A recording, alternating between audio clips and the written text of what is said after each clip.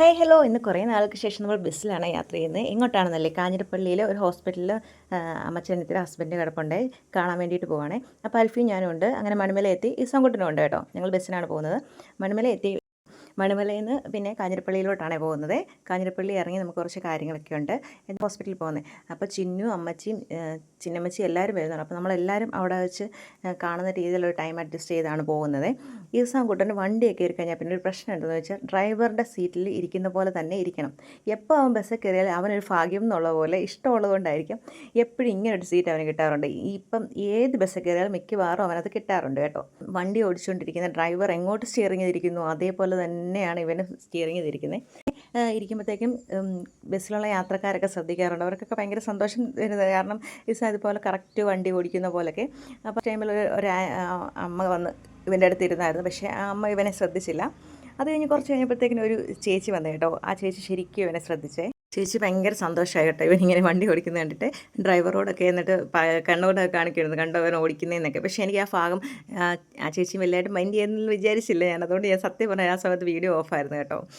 അങ്ങനെ വണ്ടി ഓടിച്ചുകൊണ്ട് ഇങ്ങനെ പോവുകയാണേ. ശരിക്കും പറഞ്ഞാൽ അവൻ ഭയങ്കര ആസ്വദിച്ചാണ് ബസ്സിൽ കയറുന്നത്. അങ്ങനെ നമ്മൾ കാഞ്ഞിരപ്പള്ളി എത്തിയേ. അപ്പോൾ ഇറങ്ങാൻ നേരത്തെ ചേച്ചി പറഞ്ഞാണ്. ആ ചേച്ചി ഇസാൻകുട്ടനോട് സംസാരിച്ച് എന്നിട്ട് പറഞ്ഞു, ഡ്രൈവറോട് പറയുവാണേ ഇന്നത്തെ ശമ്പളം ഇവന് കൊടുത്താൽ മതി, ഇവരാ വണ്ടി ഓടിച്ചതെന്ന്.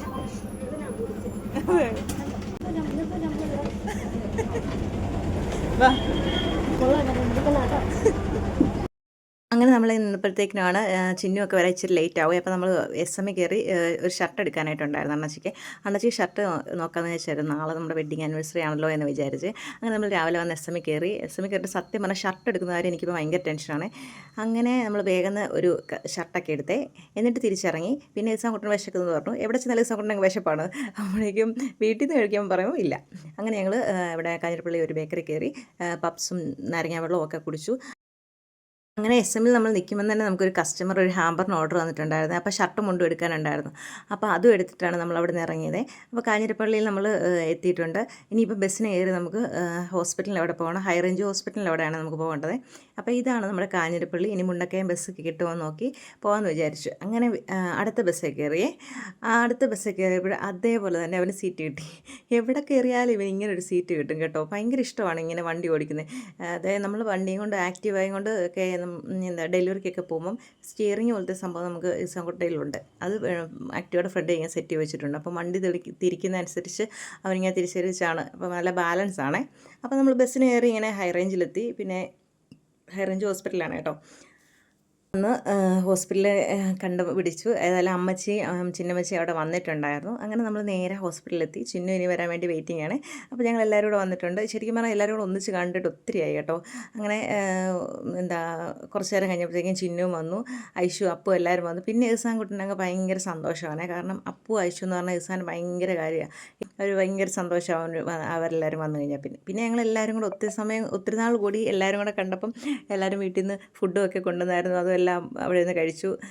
ചെച്ചാണ് എപ്പോഴും എല്ലാവർക്കും കഴിക്കാൻ കൊടുക്കുമെന്ന് പറഞ്ഞ് ഇങ്ങനെ എനിക്ക് കഴിച്ചിട്ടാണ് വന്നതെന്ന് പറഞ്ഞാൽ പിന്നെ ദേഷ്യപ്പെടുവേ. അങ്ങനെ നമ്മൾ കുറച്ച് സമയം കഴിഞ്ഞിട്ട് അവിടെ നിന്ന് ഇറങ്ങി. പിന്നെ ഞാനും ചിന്നും അമ്മച്ചിയും കൂടെയാണ് പോകുന്നത്. കാഞ്ഞിരപ്പള്ളിയിൽ നിന്ന് ചിന്നമ്മച്ചയൊക്കെ വേറെ വഴിക്ക് പോയേ, ബസ്സിനങ്ങ് പോയി. അപ്പോൾ നമ്മൾ നേരെ വന്ന് പുൽപ്പേ കയറി. ഐഷുവിനൊരു സറാറ നോക്കാൻ വേണ്ടിയിട്ട് വന്നതാണ്. അപ്പം റെഡിമെയ്ഡ് അവർ പറഞ്ഞ കളർ ഐഷുവിന് അവിടെ നിന്ന് കിട്ടിയില്ല. അപ്പോൾ നമ്മൾ പുൽപ്പയിൽ നിന്ന് കുറച്ച് സമയം കഴിഞ്ഞ് ഇറങ്ങി. അപ്പോഴത്തേനാണ് നമ്മുടെ മോളമക്കച്ചിയൊക്കെ കാഞ്ഞിരപ്പള്ളി വെച്ച് കണ്ടു. അവരുമായിട്ടൊക്കെ സംസാരിച്ചു. പിന്നെ നമ്മൾ അവിടെ നിന്നൊരു ഓട്ടോ വിളിച്ച് നേരെ സ്റ്റുഡിയോയിൽ വന്നിട്ട് സമയം കുറവായിരുന്നു. എന്നാൽ ഞങ്ങൾ വേഗം നോക്കി സ്റ്റുഡിയോയിൽ 2 സാധനങ്ങളൊക്കെ എടുത്ത് വീണ്ടും അടുത്ത ബസ്സിൽ കയറിയപ്പോഴും ദേ കിടക്കുന്ന ഇസാൻകുട്ടന് അതേ സീറ്റ് കിട്ടി. അത് നമ്മുടെ സോനായ്ക്ക് തന്നെയാണ് കയറിയിരിക്കുന്നത്. ഇവർ മണിമലയിൽ നിന്ന് ചിറ്റാറിന് പോകാൻ വേണ്ടിയാണ്. ഞങ്ങളാണെങ്കിൽ വീട്ടിൽ വന്ന് ഇറങ്ങാമല്ലോ. പിന്നെ ടൂറിസ്റ്റ് ബസ് പോലാക്കി നമ്മുടെ സോനായി. എല്ലാവർക്കും ഭയങ്കര സന്തോഷമായി. മക്കളെല്ലാവരും കൂടെ ഈ കാണിക്കുന്നത് കണ്ടിട്ട് അവിടെ നിന്നവരും എല്ലാം ഭയങ്കര ഹാപ്പിയാണ്. ഞാൻ കാണിച്ചു തരാവേ.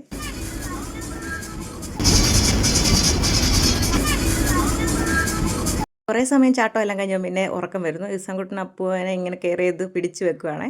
അങ്ങനെ അവർ ഭയങ്കര സ്നേഹത്തോടു കൂടി ഇങ്ങനെ ഒന്നിച്ചിരിക്കുന്ന സമയമാകുമ്പോഴത്തേക്കും മണിമല എത്തിക്കഴിയുമ്പോൾ എന്താവുമെന്ന് അറിയത്തില്ല. കാരണം അപ്പു ഇസാൻ അങ്ങ് ഭയങ്കരമായിട്ട് കട്ടക്ക് ഇതായിട്ട് നിൽക്കുക.